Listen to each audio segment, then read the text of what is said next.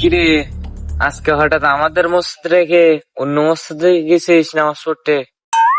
না এমনি আমাদের মসজিদে তো প্রতি সপ্তাহে নামাজ পড়ি। আজকে গেলাম একটু অন্য মসজিদে নামাজ পড়তে, এক্সপ্লোর করতে মসজিদটা কিরকম। না টাইস টাইস বসেছে ভালো মসজিদটা, আর নবী বলিছে যে তোমরা সফর করো, তাই একটু গেলাম আজকে অন্য গ্রামে সফর করতে।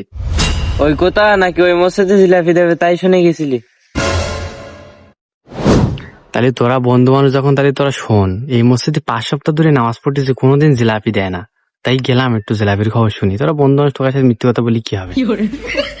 আমাকে মসজিদে আজকে বিরিয়ানি দিয়েছে, কাশেমের 3টি মাইয়ের পর একটা সাওয়ালিস বলি।